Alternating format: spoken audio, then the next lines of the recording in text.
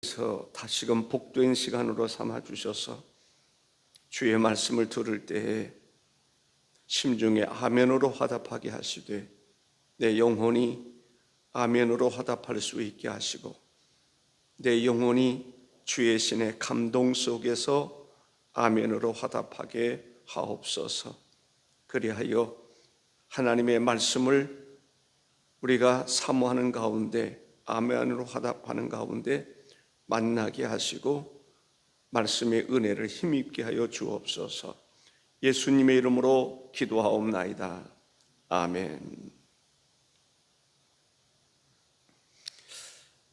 우리는 참 놀라운 이야기를 듣게 됩니다. 바울 사도가 이렇게 말합니다. 나는 이제 너희를 위하여 받는 괴로움을 기뻐하고 괴로움을 기뻐한다. 아무나 할 수 있는 이야기가 아닌 것 같습니다.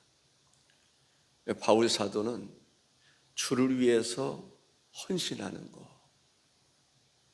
주를 위해서 살다가 고통받는 것, 때로는 핍박받는 것, 어려움을 겪는 것, 그것조차도 기뻐하고 감사했다라는 것을 알 수 있습니다. 하나님의 일을 하는 사람들 안 하면 편하죠. 누구 미움받을 필요도 없고 어려움을 겪을 필요가 없죠.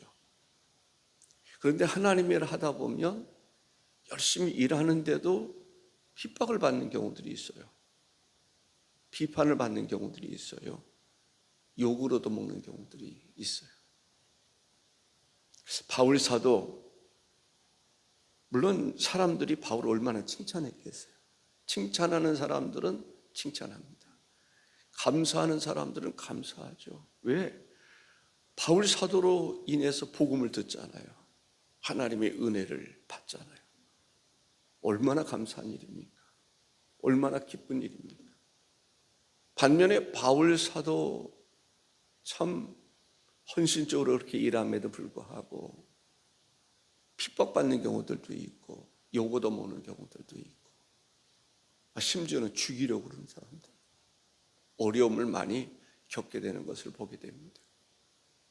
근데 바울 사도는 무슨 생각을 하냐면 하나님의 섭리, 하나님의 계획, 하나님의 뜻을 알고 나니까 이것도 감사하다, 그렇게 생각하는 것을 볼 수가 있습니다. 그리스도의 남은 고난을 내 육체에 채우노라. 그리스도의 고난에 동참하는, 참여하는, 내가 살아생전에 그리스도의 고난을 좀 더 받더라도 하나님의 복음을 증거했으면 좋겠다. 한 영혼이라도 예수 믿게 했으면 좋겠다. 이것이 바울의 간절한 마음의 소원인 것을 알 수가 있습니다. 그리고 자신을 그리스도의 일꾼이라 이렇게 이야기합니다. 그리스도의 일꾼.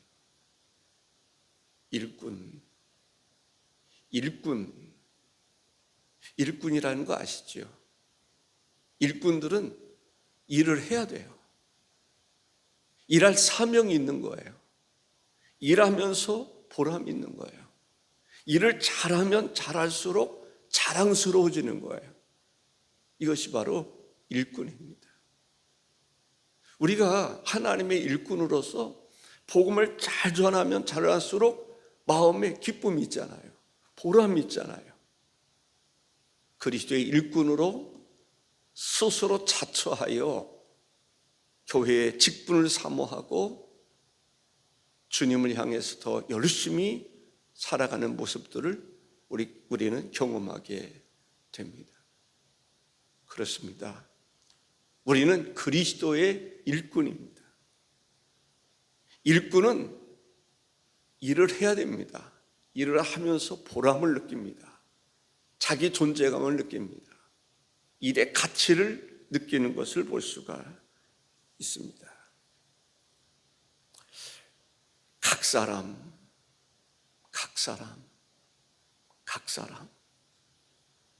전체가 아니라 우리 한 사람 한 사람. 바울은 한 사람을 소중하게 여겼던 것을 보게 됩니다.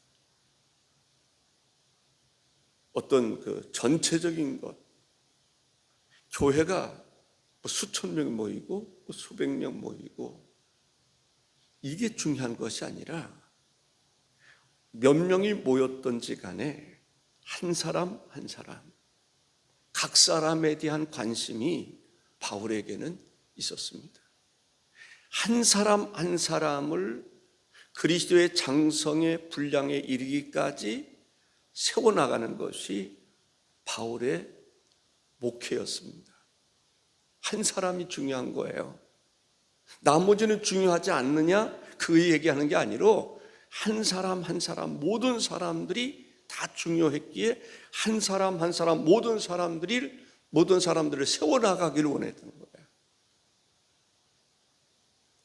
예수님께서도 양 100마리가 있는데 잃어버린 한 마리. 그 얘기는 뭐예요?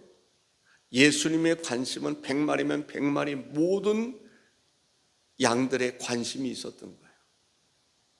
모든 양들에게 관심이 있었기 때문에 한 마리가 비워졌을 때 목축업을 하는 사람들은 나름대로 소는 소 이름을 붙여주는 경우들이 있대요. 양 못난이가 됐든지 참 새끼를 잘 낳기 때문에 어떤 이름을 붙여주든지. 그래서 우리 안에 들어올 때 이름을 부르면서 누구 누가 안 보이네? 어디 갔지? 그 점박이 어디 갔지? 비실이 어디 갔지? 찾는 거죠. 사실 목사는 그래야 되는데 그렇지 못한 내 모습을 보면서 솔직한 마음에 이제는 내 사명 이 정도면 끝나면 좋지 않겠나 그런 생각을 가질 때가 많이 있습니다. 그리고 그 시간을 위해서 기도하고 있습니다. 오늘이라도 좋고 내일이라도 좋고 주님의 시간에 그런 생각이 들 때가 있어요. 더 좋은 일꾼들, 더 훌륭한 목회자, 주님께서 준비된 사람이 있으면 모세 이후에 여호수아가 있는 것처럼 그런 은혜를 주셨으면 좋겠다. 그런 기도를 할 때가 있습니다. 바울 참 대단하신 분입니다. 주를 위해서 고난받는 것을 기쁨으로 여기고 보람으로 여기고 가치 있게 여기고 그리스도의 남은 고난을 내 육체에 채우고 싶은, 내가 짊어지고 싶은 그러한 바울의 모습 속에서 우리는 은혜를 받게 됩니다. 예수님께서 제자들에게 분부하신 게 있습니다. 모든 족속으로 제자를 삼아 아버지, 아들과 성령의 이름으로 세례를 베풀고 내가 너에게 분부하는 모든 것을 지키게 하라.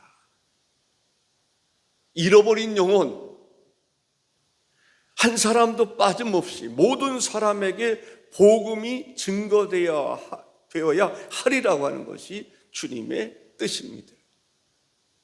그 주님의 말씀의 은혜를 받은 주님의 제자들이 한 나라를 향해서 이 나라 저 나라 열방을 향해서 뛰쳐나갔던 것을 볼 수가 있습니다.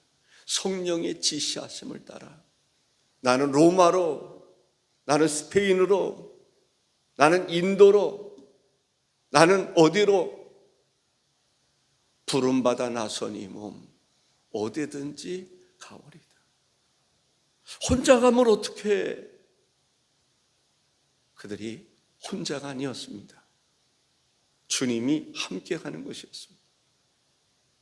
주님이 함께하는, 주님에 의한 삶을 살아갔던 것이죠.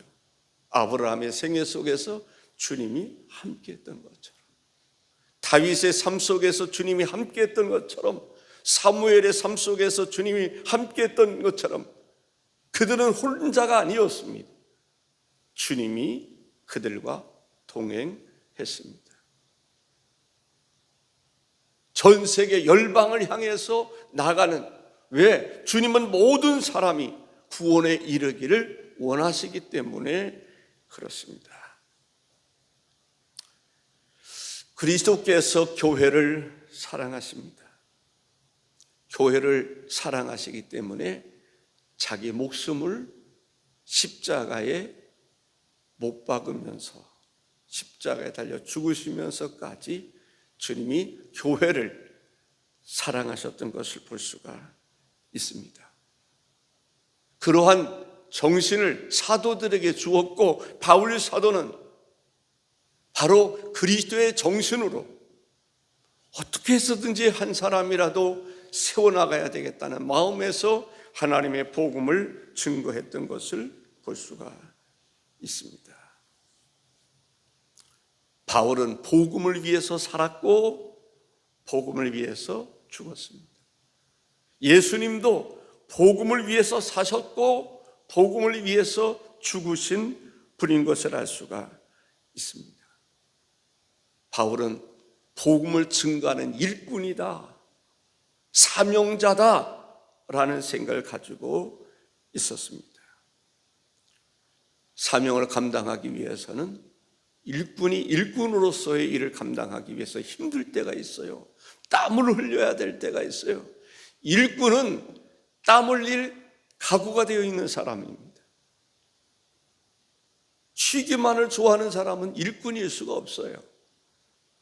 때로는 땀을 흘려야 되고, 때로는 배고플 때도 있고, 외로울 때도 있는 것입니다.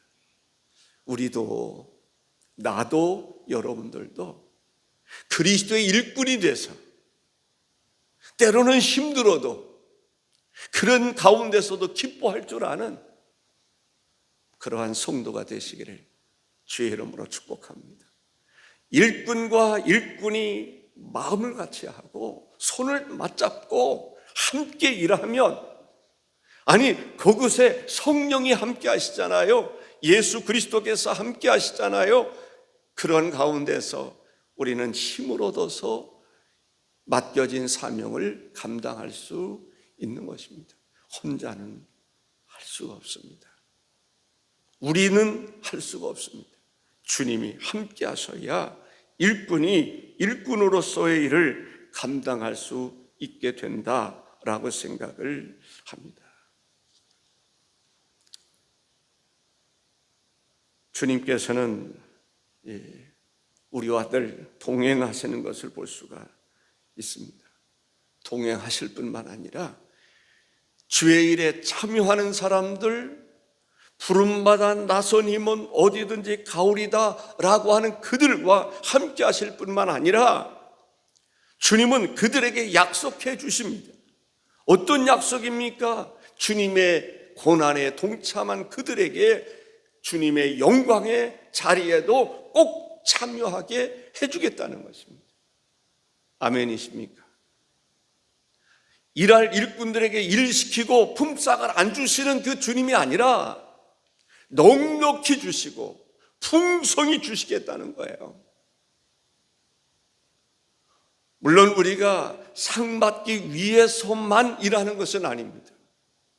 죽어가는 영혼 살리고 싶은 그 사랑하는 마음으로 일을 하는 것입니다. 그런데 주님은 헤아리시겠다는 거예요. 우리가 이 세상에서 심은 것 거두게 하시겠다는 거예요. 뿌린 것 거두게 하시겠다는 거예요. 땀을 흘린 것 보상해 주시겠다는 거예요.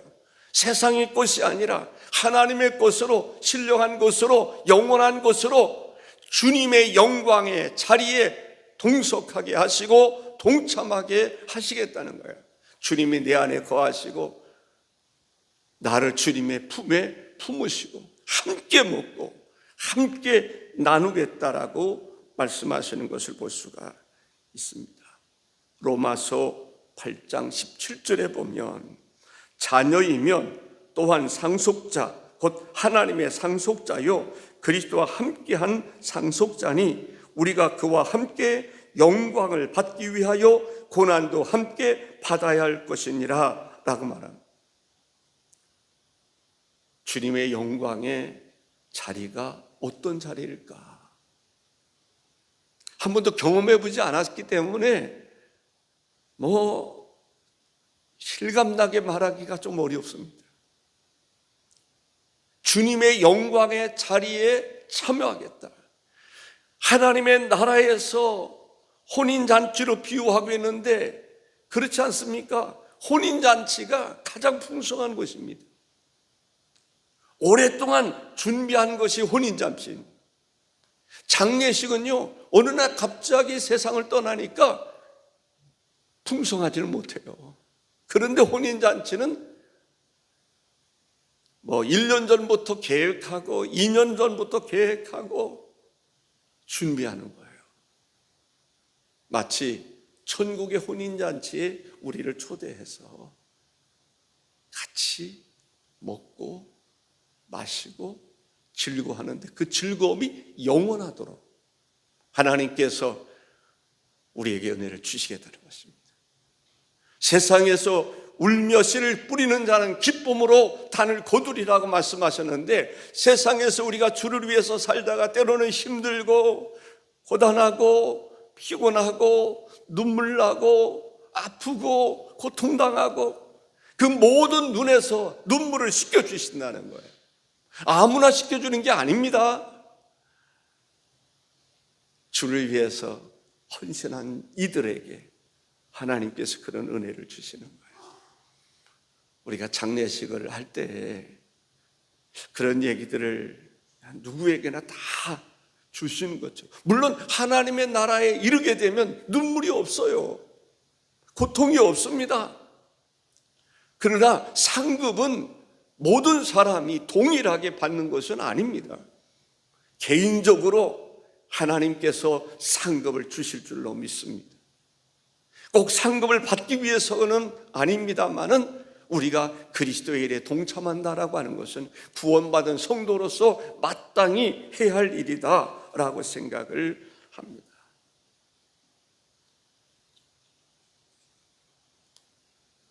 바울은 정말 원 없는 후회함이 없는 삶을 살았다라는 생각을 해보게 됩니다. 바울은 그리스도의 흔적을 가졌다라고 얘기를 합니다. 그리스도의 흔적을 가졌다. 아마 매 맞은 것도 그리스도의 흔적일 수 있습니다. 어쨌든 바울은 그리스도의 흔적을 가졌다. 갈라디아서 6장 17절에 이후로는 누구든지 나를 괴롭게 하지 말라. 내가 내 몸에 예수의 흔적을 지니고 있노라 라고 말합니다. 그리스도의 고난에 참여했음을 볼 수가 있습니다. 두 번째 말씀드리고 싶은 것은 하나님께서는 우리 한 사람 한 사람 모든 사람에게 모든 사람을 위한 디자인, 모든 사람을 위한 계획이 있다라는 것입니다. 나를 위한 계획도 있고 여러분을 위한 계획이 있습니다. 오늘 본문 25절에 보면 내가 교회의 일꾼 된 것은 하나님이 너희를 위하여 내게 주신 직분을 따라 하나님의 말씀을 이루려 함이니라 했습니다. 바울의 직분은 이방인의 사도로 일하는 것입니다. 이방인들, 바울의 사명은 이방인들을 향한 하나님의 계획이 있음을 알고 이방인들을 위해서 복음 증거하는 것을 사명으로 생각했다라는 거죠. 바울뿐만 아닙니다. 저나 여러분이나 각자에게 주어진 사명이 있습니다. 그 사명이 무엇인지를 알 때 그 사명에 합당한 일꾼으로서 우리가 보람 있게 살아가는 줄로 믿습니다.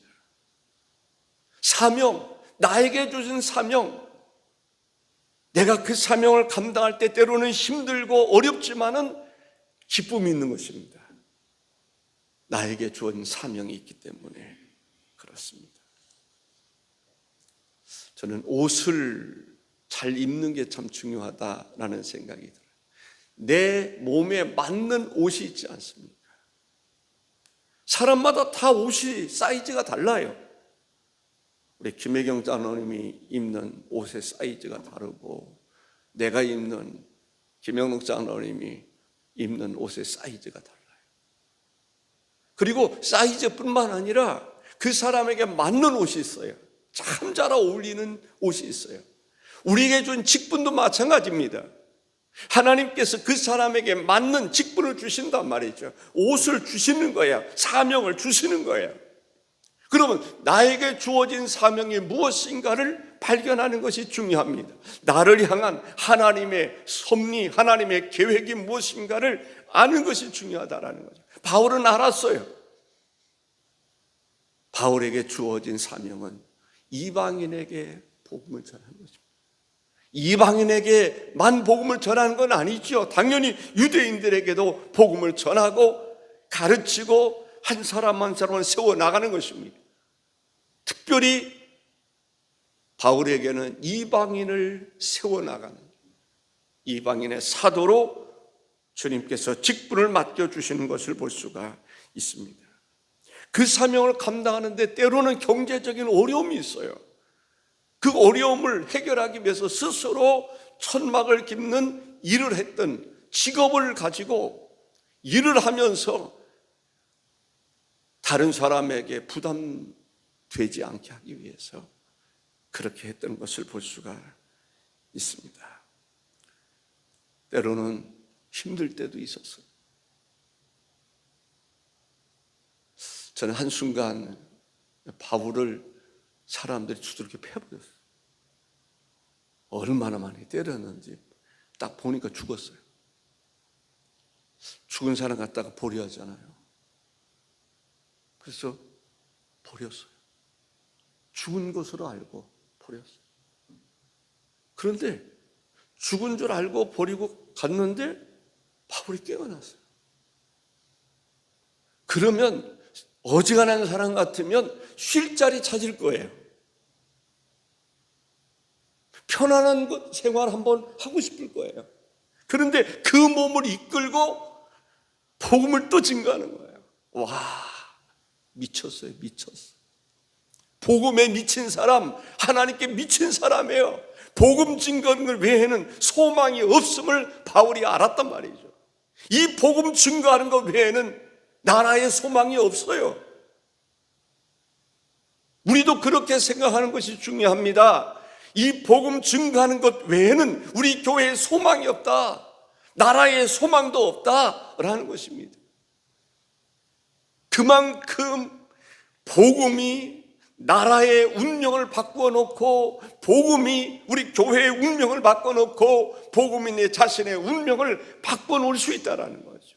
복음의 가치, 복음의 능력, 복음을 통한 하나님의 은혜, 그것을 알았기 때문에 바울은 때를 얻든지 못 얻든지 복음 증거하는 일을 위해서는 자기 시간을 아끼지 아니하고 자기 물질을 아끼지 않았던 그것을 볼 수가 있습니다.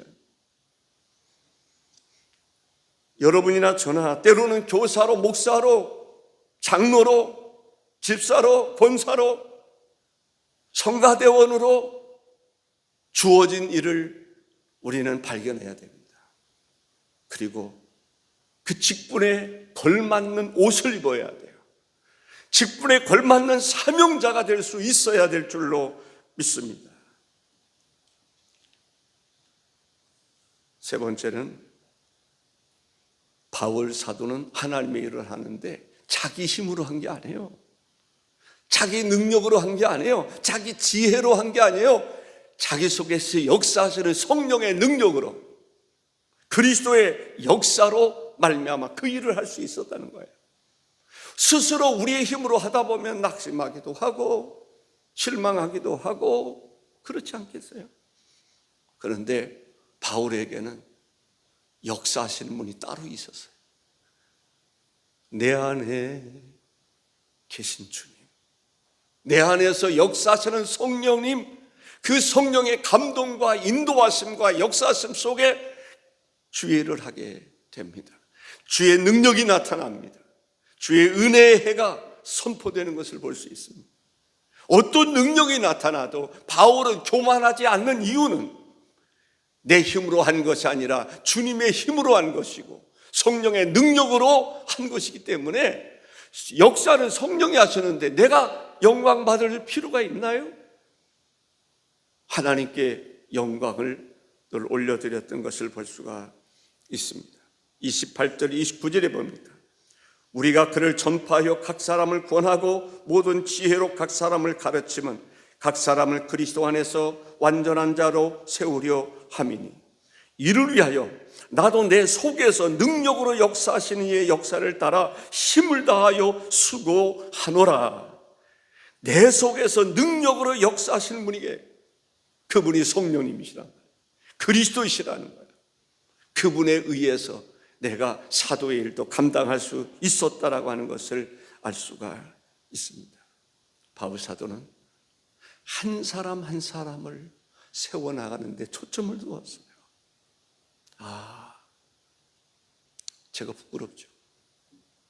한 사람 한 사람, 잃어버린 영혼, 내가 한 사람 한 사람을 어떻게 세워나가야 되는가, 그 사람에 대한 계획을 가지고 있었고, 성령님께 그 사람에 대해서 묻고 성령의 인도하심 속에, 지도하심 속에서 한 사람 한 사람을, 디모데를 세워나가고 디도를 세워나가고 빌레몬을 세워나가고, 얼마나 아름다운 일입니까? 우리도 그런 부담감이라고 생각하지 마시고 한 사람 한 사람이라도 우리가 세워나가고자 하는 마음, 그 마음으로 한 사람 한 사람을 돌아볼 수 있는, 양육할 수 있는 그런 사람이 되어야 되지 않겠나라는 생각이 듭니다. 나를 향한 하나님의 섭리를 깨닫고 어떤 목적을 가지고 어떤 목표를 가지고 우리가 살아가야 될 것인가, 오늘도 주님의 은혜가 여러분 모두에게 가득하시길 바랍니다. 기도하십시다. 주 하나님 감사합니다. 우리에게는 주의 성령의 은혜가 필요합니다. 역사하심이 필요합니다. 혼자 힘으로 할 수 없습니다. 우리 힘으로 할 수 없습니다.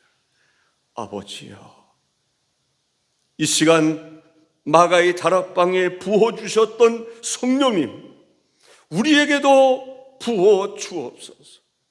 턱없이 부족하고 연약하라 할지라도 우리에게 말씀을 주시고 성령을 부어주셔서 우리를 통한 하나님의 놀라운 계획이 성취되어가는 역사가 일어나게 하여 주옵소서. 하나님, 사마리에게도 하나님의 복음을 받는 역사가 있었던 것처럼, 안디옥에도 그랬던 것처럼, 로마에게도 그랬던 것처럼 이곳 우리에게 성령의 역사가 충만해야 될 줄로 믿습니다. 주의 능력으로 강건하게 하옵소서. 그 힘의 능력으로 강건하게 하여 주시고 주어진 사명 감당하게 하시고 일어나 빛을 발할 수 있도록 인도해 주옵소서.